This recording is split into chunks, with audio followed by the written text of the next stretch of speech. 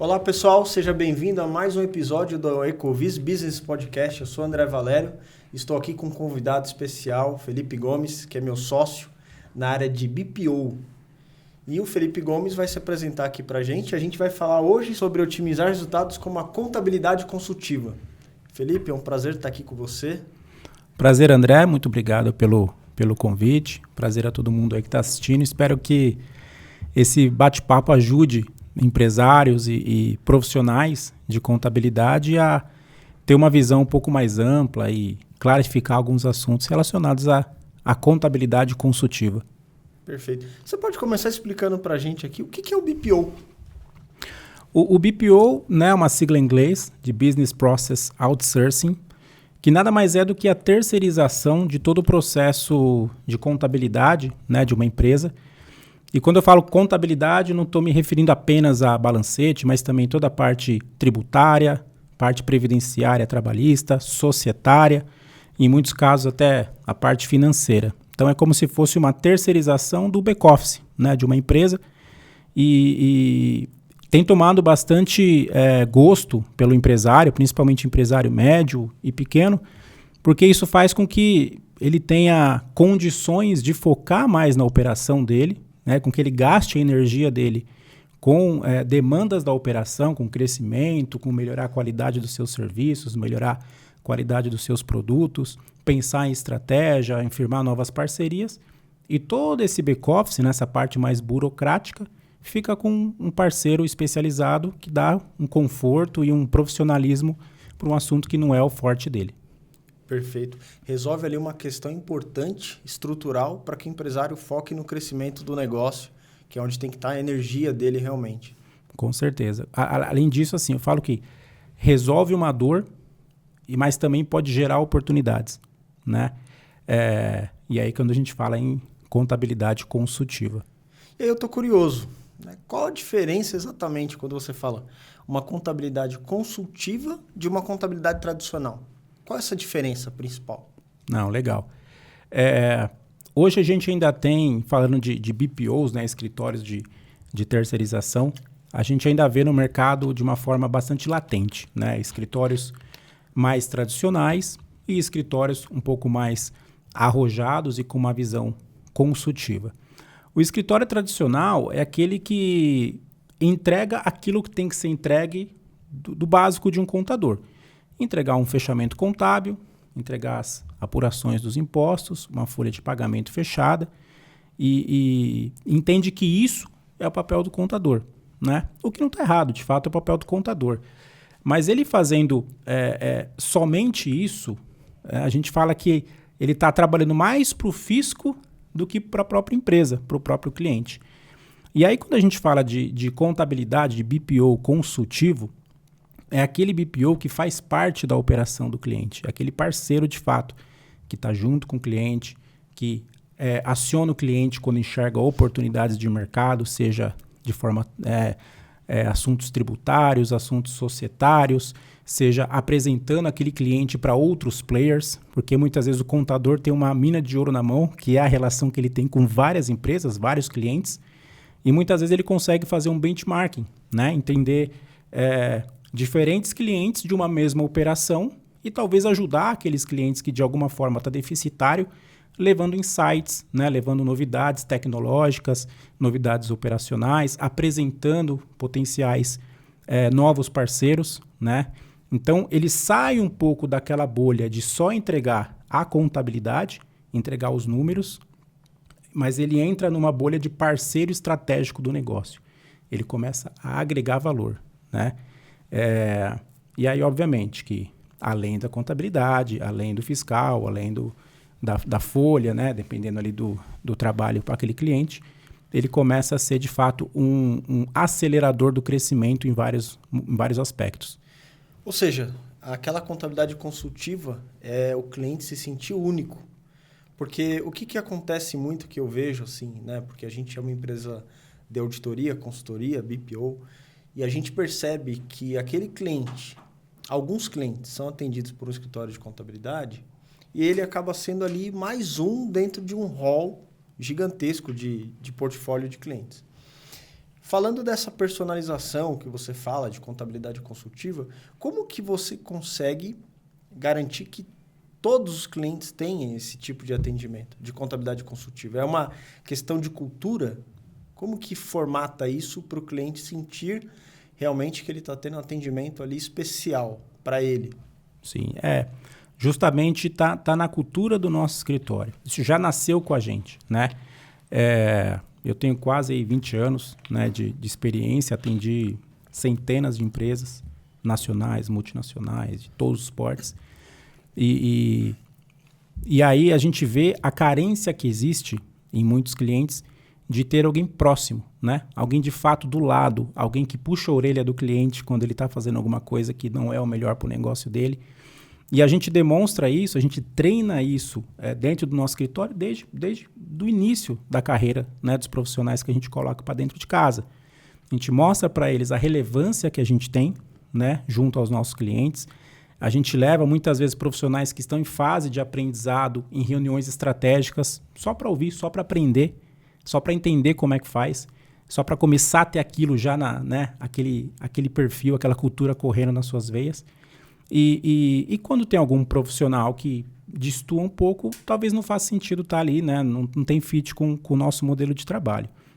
E isso tem nos trazido, né, bons resultados, muitos clientes extremamente satisfeitos com essa dinâmica, clientes que vieram de escritórios tradicionais que não sabiam desse modelo de trabalho, né, de uma contabilidade mais consultiva. E algo que eu vejo assim, Felipe, muitas empresas elas acabam sentindo refém, às vezes, de escritório de contabilidade, porque acha que vai ser um tormento fazer uma troca, né? Porque, poxa, vai dar muita dor de cabeça. E eu acredito que com o uso de tecnologia, eu quero te ouvir, como que funciona uma eventual troca, por exemplo, para fazer um setup de um novo cliente? Quanto que isso realmente causa de desgaste para o empresário, né, que ele acaba não trocando, ficando ali insatisfeito com o atendimento. Então, como que a gente aqui, como que você, como head da área de BPO, né, com o escritório, utiliza de tecnologias para ter uma gestão contábil inteligente? Não, isso é bom. A tecnologia está cada vez mais presente na vida do contador, seja ele um contador terceiro ou aquele que atua dentro de uma organização. A contabilidade ela demanda de muitos processos, né? Tratamento de dados, processos ali repetitivos em alguns casos, e a gente tem que usar a tecnologia para agilizar ou para automatizar tudo que for possível, né? Mas eu falo que o bom contador é aquele que usa a tecnologia para tratamento de dados e não para tomada de decisão, né? Num processo de transição de um cliente, e aí assim, falando um pouco de essa questão de empresas que pensam que trocar de contabilidade dói. Eu vejo que dói você ficar com um parceiro que não tem fit com o seu negócio, né? Que não está agregando valor, ou que às vezes até está sendo um problema, né, no seu... Isso não só falando de contabilidade, mas qualquer área, né? Qualquer parceiro que você tiver, se ele não estiver conectado com o seu negócio, andando na mesma direção, entendendo a sua velocidade de crescimento, aonde a sua empresa vai chegar, o tamanho que a sua empresa é hoje, se ele não estiver conectado com isso, ele pode deixar de ser um parceiro e te trazer soluções e começar a te gerar problemas, né? Então, eu falo que a troca ela é importante e é menos dolorosa do que manter alguém que não está conectado com você. E a gente usa tecnologia em tudo hoje, né? Eu falo que 100% dos dados que a gente trata hoje são baseados em tecnologia, e a gente tem alguns mecanismos de validações, algumas ferramentas que a gente usa para fazer com que esse tratamento dos dados seja o mais seguro e o mais eficiente possível. Mas tem aquela parte da transição que é humana, que não é tecnologia que consegue fazer, que é justamente sentar com o cliente, sentar com o parceiro anterior, entender o momento que a empresa está quanto à gestão, quanto a controles, trazer a nossa experiência, agregando valor nessa transição, no sentido de vamos melhorar isso aqui, vamos melhorar aquilo, isso aqui está bom, vamos manter, né? Então a gente traz muito a expertise de mercado e faz com que esse processo seja o mais tranquilo possível. E aí, assim, obviamente que depende muito da dedicação, né, do cliente, dos parceiros. Mas se todos estiverem engajados em fazer essa transição de uma forma tranquila, não tem por que ser um processo doloroso, né? Você falou algo bem interessante, a questão de ser parceiro, que você tem o prestador de serviço, que é aquele que realmente somente entrega aquilo que está contratado, e o parceiro é aquele que está junto. Então, eu entendo que a contabilidade, a parceira, é aquela que você pega o telefone e parece que o seu prestador ele está junto com você ali na estrutura. Por mais que ele esteja fora, mas a impressão é que ele está junto. Está sabendo cada passo, foi o que você falou. E pensando nisso, nessas empresas que têm dores de uma contabilidade tradicional. Por exemplo, eu entendo, fazendo auditorias aí de muitas empresas do mercado, chega a dar dó de algumas empresas que pagam milhões de impostos por uma opção tributária incorreta. O que você vê assim, de dores, principalmente, que tem por uma contabilidade apenas para recolher o imposto, para cumprir protocolo, que não é consultiva, que traz ali para os empresários, para a administração como um todo? Olha, eu já atuei com empresas de todos os portes e segmentos que você imaginar.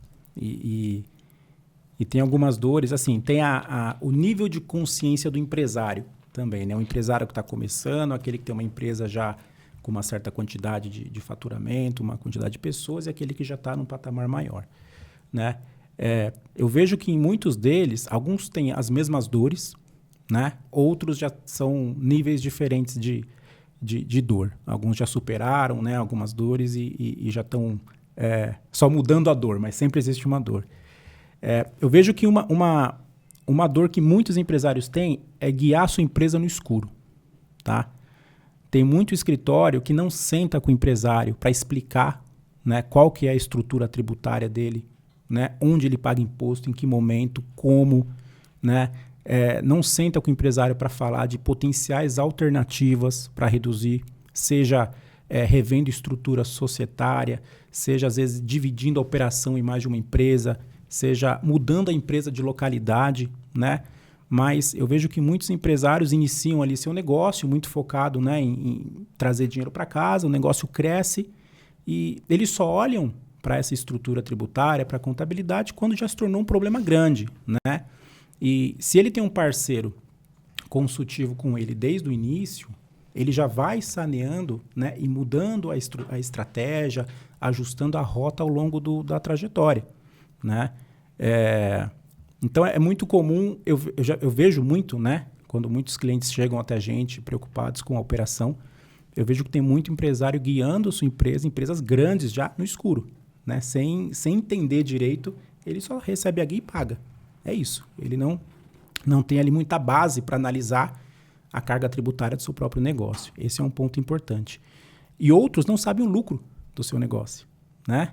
Empresas também de já um certo tamanho, empresas médias até, que ele não sabe o lucro. Ele guia a empresa com base em caixa e não tem um contador ali, parceiro, que senta do lado dele, mostra a margem que ele tem em cima das vendas, mostra oscilações do resultado dele de um período para o outro e faz com que ele tenha ferramentas para tomar melhores decisões, né? Isso também é uma dor comum e muitos deles só olham para a contabilidade também quando já se tornou um problema, né? Não usam a contabilidade no seu dia a dia como uma ferramenta de gestão. E é uma ferramenta valiosíssima. Fora que a contabilidade, tem um cliente meu que fala que a contabilidade é uma forma de fiscalizar os atos da administração. Então, você já deve ter encontrado, né, a gente fazendo auditoria, já nos deparamos com adiantamentos a fornecedores pendentes a longa data, uma despesa sem nota. E muitas vezes isso são indicadores de fraude. Então, se você não tem uma contabilidade parceira, é só aquela contabilidade que simplesmente registra um débito e crédito, mas não analisa, o empresário ele pode estar sendo roubado até, pode ter uma fraude, que o contador ele consegue, de alguma forma, assessorar, indicar. E que dica que você, Felipe, você daria para essas empresas que têm uma contabilidade tradicional? O que elas poderiam fazer para poder elevar o nível com relação à contabilidade que elas têm hoje? Eu acho que um ponto importante é olhar para dentro de casa e ver quais são os controles que essa empresa tem. O que esse contador hoje gera de informações, o que ele gera de benefício para o negócio, além de, obviamente, prestar contas para o fisco. Se ela não conseguir numerar alguns benefícios, além daqueles, né, de calcular guia e tudo mais, pode ser que ela já não esteja mais com um parceiro adequado para o negócio dela, né? Outra coisa, eu acho que é importante, e assim, isso falando com base na experiência, eu já vi muito, empresas que iniciam com um parceiro, crescem, o parceiro não acompanha esse crescimento e fica para trás. Só que muitas vezes, nesse período, se criou um relacionamento aí de confiança e tem essa dificuldade, talvez, de entender que o momento da empresa é outro. Talvez ele precise de alguém mais robusto, alguém com uma bagagem diferente assessorando ele, né? Então, isso é um outro momento, talvez, de avaliar. Pô, mas eu tô com esse cara há 10 anos, quando eu era isso. Agora eu sou muito maior, mas ele continua ainda pequeno. Será que ainda ele tem hoje todo o know-how necessário? Ele entende que o meu negócio mudou, né? E aí eu acho que é importante ter assim, diálogo franco, né, entre os dois, porque assim, é uma relação de confiança. O parceiro contábil, querendo ou não, tem que ser uma pessoa de muita confiança do negócio, do dono, do CFO, né, de quem está envolvido nas questões contábeis. Então, em relações de confiança, sei que tem que ter conversas difíceis, às vezes, para entender se o momento continua sendo ideal para os dois, né? E muitas vezes não é, né? Muitas vezes não é. E é natural que, ao longo, né, de um crescimento de um negócio, é sadio até você reavaliar quem está com você nessa jornada, né? Se as pessoas que estão preparadas, se estão preparadas, estão entendendo onde você quer chegar, estão engajadas no seu propósito também, né? E se não tiver, talvez avaliar outras alternativas. Se tiver, legal, vai junto, vai para cima, tem tudo para dar certo. Você falou uma coisa importante, essa questão de relação de confiança. Teve um cliente que a gente fez um trabalho de consultoria e o contador, você acredita que ele também fazia a gestão financeira da empresa? Então, assim, é um perigo, porque não tinha uma segregação de funções, não tinha alguém que revisasse, e esse contador ele desviou quase 3 milhões de reais. Então, simplesmente pelo fato de ser uma pessoa de confiança do dono, e olha o dinheiro que foi perdido aí, né, por conta de uma relação de confiança. Então, realmente tem que confiar em profissionais, processos, sistemas, de modo que tenha aí um nível elevado da contabilidade. E, Felipe, para a gente já partir para o encerramento aqui, desse papo aqui de contabilidade consultiva, o que você poderia dar uns 2 exemplos aí para o pessoal, pelo menos de algumas situações que foram, sabe, realmente trouxe um valor ali para o cliente, trouxe um insight legal para o cliente, que realmente destoou ali daquilo que é a entrega de uma contabilidade tradicional? Legal. Tem um exemplo, assim, que eu tenho até orgulho de falar, né? Eu fiz parte do projeto, que foi o IPO de uma empresa, né? Na época eu assumi ali a contabilidade de uma empresa que já era grande, mas eles até então tinham uma contabilidade pequena que assessorava eles, né? O problema não é ser por a contabilidade ser pequena, mas porque a visão de crescimento das duas pontas já não estavam mais alinhadas, né? A gente assumiu ali a contabilidade, fez ali várias revisões, adaptações para trazer a empresa para um cenário ainda de práticas ainda melhores de governança, transparência, até porque a empresa tinha, né, vários sócios, a gente tinha que prestar contas para todos eles. E no ano seguinte ao que a gente assumiu, os sócios decidiram ali fazer um IPO, né? Era uma oportunidade de mercado interessante ali, a economia estava aquecida. E foi um trabalho assim, absurdo de esforço, de dedicação, não só da gente, claro, ali como assessor contábil, mas também dos auditores, dos assessores, né, financeiros.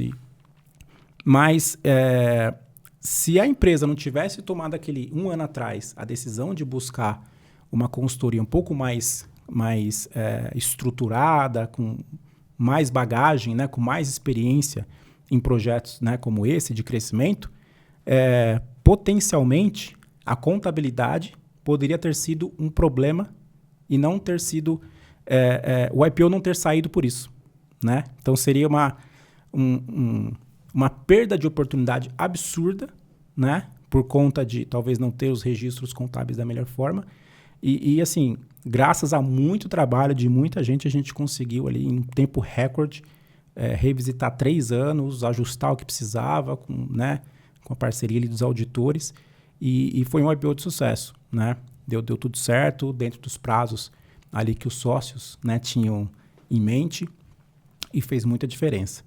E tem assim, um outro exemplo de empresas pequenas também, né? Chegou até a gente há mais ou menos um ano atrás, uma empresa pequena que estava quase quebrada, né? Uma empresa de consultoria, uma consultoria ali que não tinha um know-how contábil e financeiro, e eles estavam quase quebrados, né? Porque a empresa que não teve um acompanhamento tributário bacana, perdeu algumas oportunidades, o negócio teve uma oscilação de mercado, e a gente conseguiu ali ajudando, entendendo os números, redesenhando estratégia.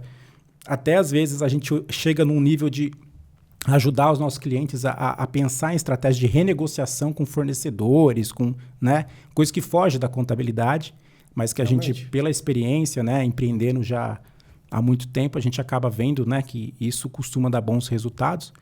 E a gente conseguiu ajudá-los a se reorganizar, né, de uma forma que desse fôlego para eles correrem atrás de vender mais, de buscar novas parcerias, de melhorar a estrutura de prestação de serviço, uma melhor margem.